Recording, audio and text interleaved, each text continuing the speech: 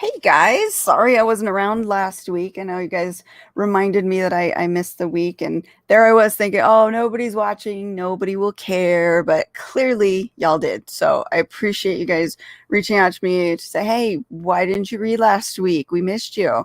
That really made me feel good. So, excuses, excuses. The jump forward completely screwed up my day.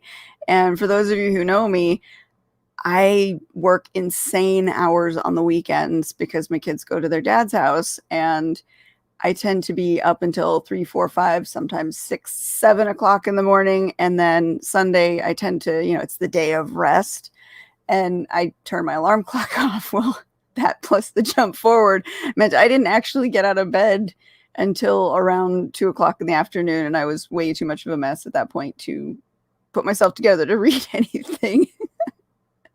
So yeah, blame my insane work and sleep schedule, because that's exactly why I wasn't able to do my reading. But thank you so much for reaching out and reminding me and telling me that you do miss the readings, because that keeps me motivated. And those of you who know me, I need all the motivation I can get some days. So thank you. Hey, Regine, glad you made it. All right, so we are going to get to the reading. All right, we are on chapter 22 this week, and we'll do chapter 22 and 23. And look at this. Look at how far in the book we've already come. We are getting close to the end already. I can't believe how fast this book is gone compared to the last one. So as we get towards the end too, I will put up another poll. Do we want to move on to book 3, or will we want to start a different book series? Because I have about 5 different book series right now that I could read from. Actually, 4 that I could read from. The 5th one I'd have to get permission, because that's a co-written, and I've got to make sure the other author would be okay with me reading it. But as we get closer to the end, I will put up a poll to see what you guys want me to do next, because this one is currently 4 books. And some good news, I have figured out the problem with book 5, and I think I will be able to get that one finished this year now. I know I've been promising it, but as I said before, I don't like the book. You're not going to like the book. I'm not going to put it out. I'm not going to give you guys something that I can't put 100% of my backing behind. So I figured out the problem. I should be able to get this written and produced and edited and all the fun stuff that goes into publishing, and have that out for you guys. So there will be a 5th book. So keep that in mind when we do the poll for this next one. Oh, look at this. I've got Joe already teasing me. No excuse, Solitis. I have plenty of excuses. Whether you'll accept them or not, we'll see. And yes, smash that like button. And for those of you who watch Go Indie Now, you know what we're talking about. And if you aren't watching Go Indie Now, what are you doing? After this reading is done, get your butt over to the Go Indie Now channel and check out their latest Joe's Bar. You will love it. All right, on to the reading before I waste too much time. Chapter 22. Caffeine had kicked in by the time Gray had drove his bike into the staffing agency parking lot. Sage's mind was running a mile a minute, computing all the details of the case so far. Sylvia still ranked as suspect number 1, but her motive was elusive. And as much as Sage wanted to believe that it was just Sylvia's new way of firing a bad employee, she knew a shade of her caliber would be far too smart to actually do it.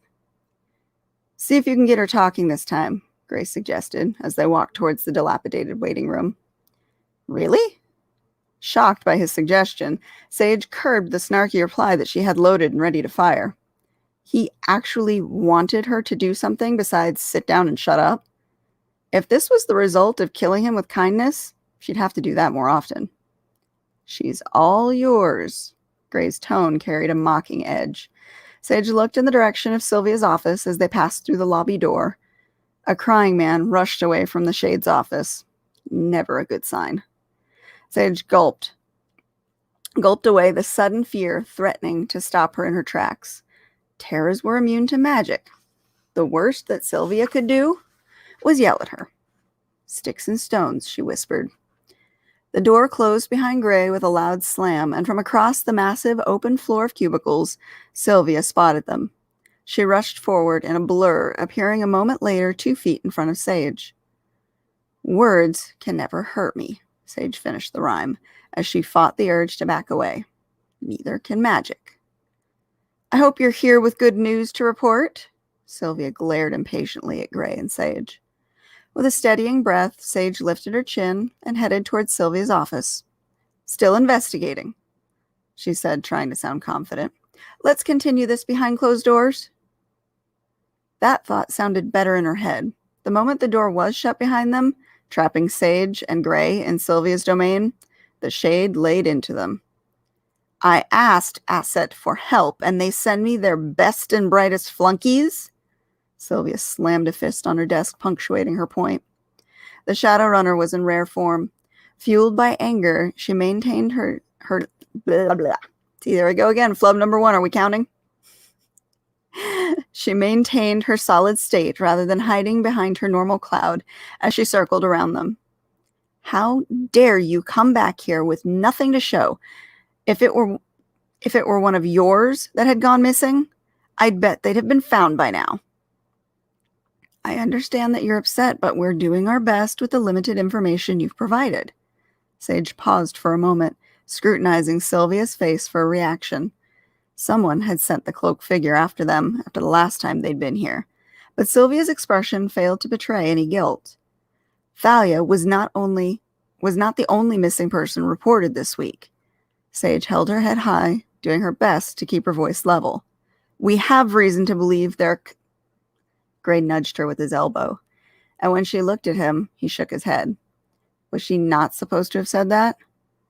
Oh well, damage had already been done. Sylvia's eyebrow lifted curiously. You think there's a connection to my missing girl? For us to be sure, we need more information from you. Gray jumped in before Sage could stick her foot further in her mouth. Other than your professional relationship, were you two close? I couldn't care less about what happens after hours, Sylvia huffed. Humor us, Sage said innocently. Did she have any friends, any relationships outside of this office, close family? Sylvia bristled. Her annoyance held the room in silence as Sage waited to see if she would reply at all. The Sage might as well have had guilty stamped across her forehead the way she fought to keep in secrets. After an eternity, she said, There was a boyfriend, a recent thing. I thought you didn't care. Sage let the sarcastic comment fly before she could stop herself. I don't, Sylvia sneered. I wouldn't have even noticed if not for the gaudy necklace she started wearing around the office. Her lips pulled back into a snarl. The moment Sage noticed the change, Sylvia's expression returned to complete neutrality. I told her the necklace was fake, but she was over the moon because he gave it to her. Puppy love, or whatever it's called for foxes. The missing brownie had a necklace, too, recently acquired from a boyfriend. Sage pulled out her phone and jotted down the quick note. Did you ever see this boyfriend? Why would I? I don't do after hours with my staff. Sylvia's reply had more jealousy and scorn layered in her tone. Sage noted that as well. Maybe it was a clue to her motive. You said before that you were grooming her for management? What if the student had suddenly begun to shine brighter than the master? All this posturing and anger at A.S.S.E.T for not working fast enough would show that Sylvia had done all she could to find poor Thalia. And you somehow took that to mean that Thalia and I were bosom buddies? Going out for drinks and girls' night? Were you? Sage asked. No, Sylvia countered indignantly. It would be improper for management to fraternize with subordinates. Sage glanced quickly over to Gray. He hadn't interrupted her or tried to shift the conversation. If he had any feelings on the direction she was taking, it didn't show on his face. He stared forward with tired eyes as he stood with his arms crossed. The room had fallen silent again. Sylvia's posture matched Gray's in all but the eyes. Where his were dull and bored, hers were sharp and locked and loaded on Sage's face. The boyfriend never came to pick her up? Sage asked. This is a place of business, Sylvia's reply struck hard as a viper. Boyfriends can wait in the parking lot. Gray seemed to snap out of his trance. Well, as usual, you've been extremely helpful. He tipped his hat, nodding to Sage, and pointed towards the door. If only mind reading were one of her special abilities, that would make this whole process so much easier. As helpful as you are competent. Sylvia struck the final verbal blow. Gray might have been ready to leave, but Sage felt so close to a breakthrough. The jealous tone, the mention of the boyfriend, the jewelry, there was something in there. It felt right. But she needed to have time to connect the dots, which wouldn't happen if Gray pushed Sylvia into an explosion. Before we go, can we have one more look at Thalia's desk? Sage asked sweetly, hoping to temper Sylvia's annoyance. If you must. I can't guarantee it's been left in the state that you'd seen it when you last came by. We do have work to do here, even if some of our little worker bees go missing.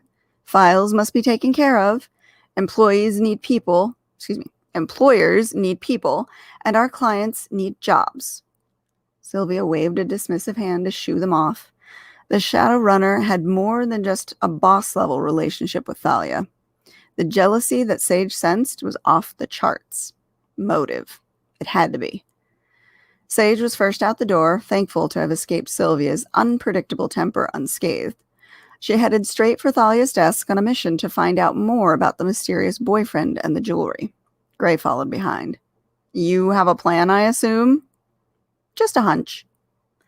Gray had been surprisingly quiet in Sylvia's office, far from his normal snarky self, but the mystery of his newfound silence would have to be solved later.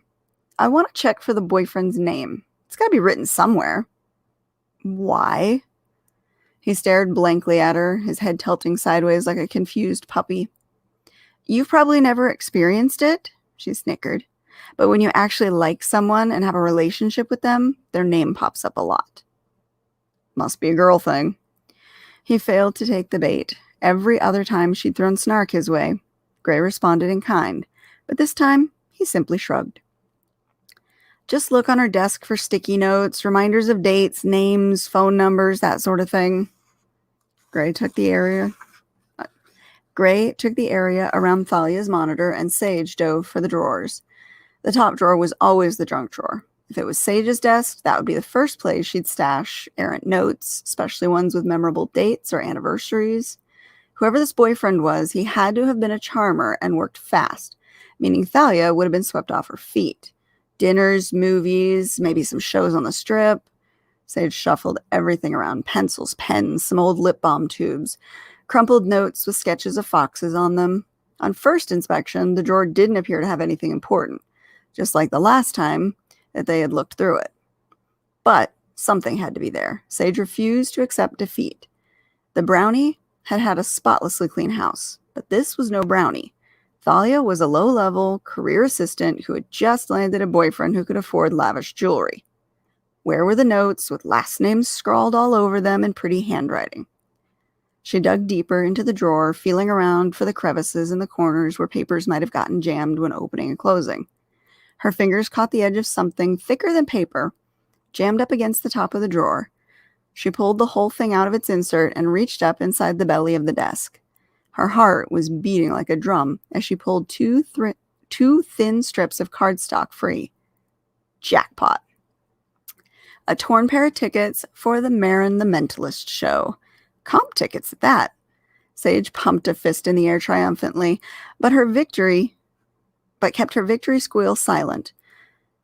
Unlike Sylvia's office, Thalia was out in the open where anybody could hear. Finally, a dot connected.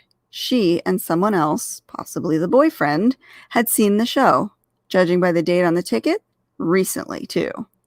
Sage pocketed the ticket stub and continued looking. When the top drawer didn't reveal any more secrets, she moved down to the next, hoping to find a date book or something. Her initial excitement had been short-lived, though. All she uncovered were manila folders with client names on them. None of them men, and none of the ladies' names matched her missing people's report. The bottom drawer wasn't much help either. A few more large files, some instructions for filing by magical class, and a secret stash of candy. Thalia wouldn't miss any of that. Sage swiped a couple of snack-sized chocolate bars and closed the drawer. Anything? She asked. Gray shrugged. She likes these notes. He pointed to the colorful array around the monitor. But none of them have little hearts drawn on them. Sage rolled her eyes. Move. She shoved him aside to take a look herself, and just like with the drawers, the notes offered little more than a glimpse into Thalia's day, working as an employee at the employment agency. A want list of magical attributes looked promising, and then another list of the 4 magical family branches. They almost added up to a clue until the note below had job duties to match each class type. Below that one, another note listed job openings. Hardly the diabolical list of a serial killer. Pretty much par for the course for this line of work, Sage mumbled to herself. At the top of Thalia's screen were non-magical contacts within city government, the assessor's office, inspectors, and animal control. The last note was almost impossible to read. It seemed to be a phone number. Sage clipped a picture of it on her cell to get a better look later. She turned to face Gray, hoping that he'd found something, but the blank stare he had adopted told her all she needed to know. It was a long shot. No name for the mysterious boyfriend, but I did pick up this. She held up the ticket stubs. Now that is something. Gray's eyes lit with curiosity as he inspected them, turning the tickets over in his hand before returning them to her. Looks like it's time to go pay another visit to Marin. Chapter 23. The second time through the labyrinth that made up the casino's back of the house didn't hold the same level of intimidation for Sage as her first run, though it did seem very institutional. She appreciated the sense of neutrality it offered compared to the sense-assaulting casino floor that they had to travel through to get there. Walking like a man on a mission, Gray wordlessly led straight to the door with Marin's name on it. He knocked, and Sage listened carefully for Mr. Magnificent to answer. Good cop, bad cop? She asked. Grow up, he replied. They'd gotten along so well up to that point, she'd almost forgotten he was a jerk. Never. She stuck her tongue out, hoping to get a reaction. Gray ignored her and knocked a second time, but didn't wait for an answer. He grabbed the handle, shoving the door open, shouting, Marin, you in here? Sage spotted him lying on the couch across the room. The stench of alcohol mixed with bile wafted up to her nose before she had a chance to cross the threshold. Don't think you're getting much out of him today. If it weren't for the soft cat-like purr of his snores, she would have thought him dead. His chest barely rose and fell with each gentle rumbling breath. Someone's been hitting it hard, Gray chuckled. He came right up next to the sleeping siren and nudged him sharply with his knee. Rise and shine time! Marin groaned and mumbled, but his eyes didn't open. On your feet! Gray shoved him harder a second time. I've got your money! Marin shouted as his eyes flew open before he realized who he was speaking to. What money? Gray stared down at the siren with interest. Who are you indebted to? No one? No, it's just a dream. Marin shot upright and attempted to smooth out his wrinkled clothes. His hands jerked around as if he were struggling to control them. Horrible dream. Nightmare, really. He blinked repeatedly as his eyes darted between Sage's face and Gray. I'm fine. All good here. Did you find my girls? You haven't been completely honest with us, have you? Gray plopped himself down next to Marin, throwing a friendly arm around his shoulder. Sage moved to stand in front of him. Gray might have balked at her quip of going good cop, bad cop, but he was certainly playing the part. What? I told you all I know. Marin scooted sideways and shoved Gray's arm away. My girls disappeared off the face of the earth. Their car was towed this morning from the employee lot. Who's trying to shut you down? Gray asked, sounding oddly sympathetic. Sage folded her arms and stared down at Marin. Someone you owe a lot of money to? I told you already. Marin's expression darkened. My problems don't extend to my employees. If I have debts, it's my legs that get broken. He stood and pushed past Sage's flimsy blockade. Did your girls follow you in debt? They didn't have your powers of persuasion. Gray followed Marin to his feet, keeping annoyingly close to the nervous siren. Am I under investigation here? Marin shuffled sideways to free himself of Gray's shadow. I hardly knew the girls. They were new. They'd been with me for maybe a month. The agency was pretty mad about my last assistant requesting reassignment.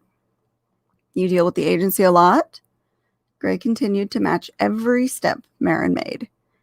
I make a call. They send a list of potential employees.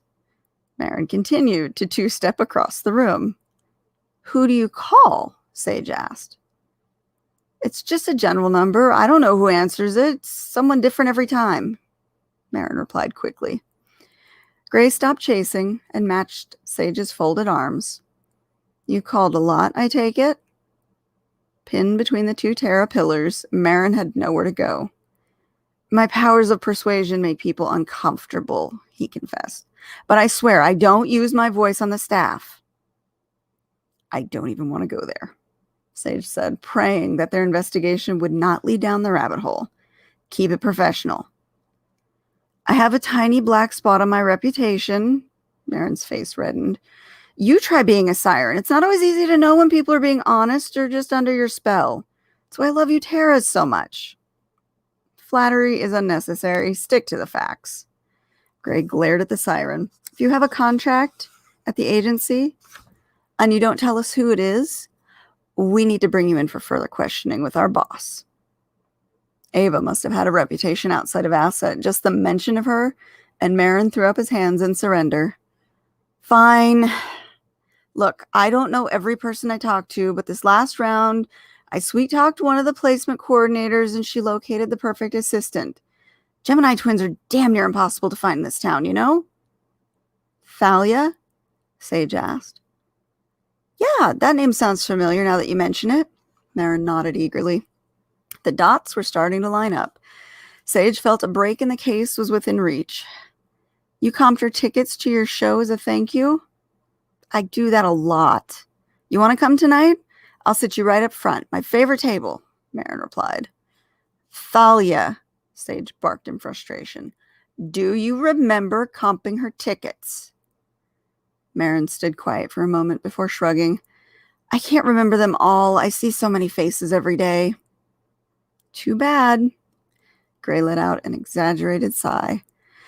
Because we have reason to believe that the man she was with that night that you comped the tickets is the guy who nabbed your girls.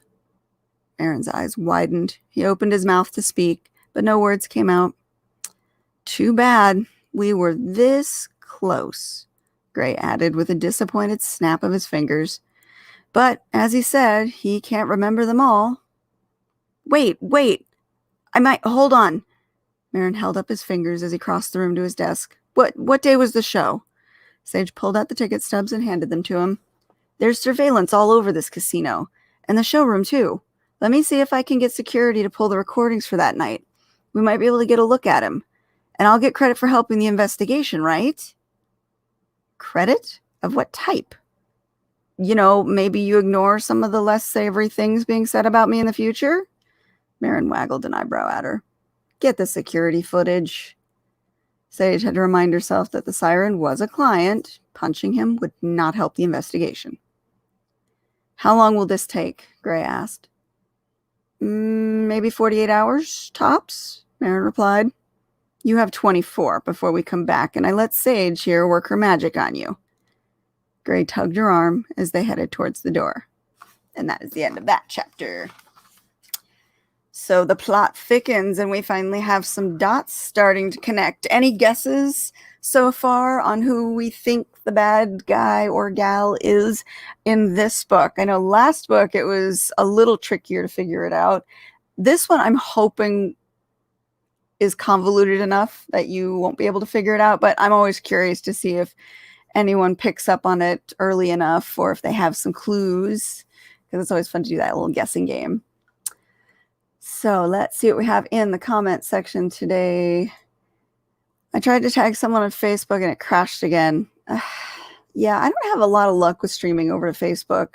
I set it to stream to my Facebook personal page as well as my author page in the hopes that someone will see it, but I can never quite tell if anyone's actually seeing it or if the post is viewed by I think I have 4,000 likes on my Facebook author page, but 4,000 people aren't seeing my posts. I know that for sure. Funny business. Someone's a little jelly. Just the facts. That's right. There's a lot of thickening. Oh, dang it, Joe. And I missed a week. You have no excuses. See, you tell me I have no excuses. You, sir, have no excuses not being caught up. So, anyways. All right. Well, if nobody has any guesses this week, then I will end the reading for the week, and I will be back next week, and let's see how the plot thickens some more. I hope you guys come back and visit me. Thank you so much for hanging out, and for Joe, smash that like button. All right, guys, have a great week. Do take some time for self-care. Take care of yourself. That way you can take care of everything else in your life, and I will be back for some more fun reading. Bye.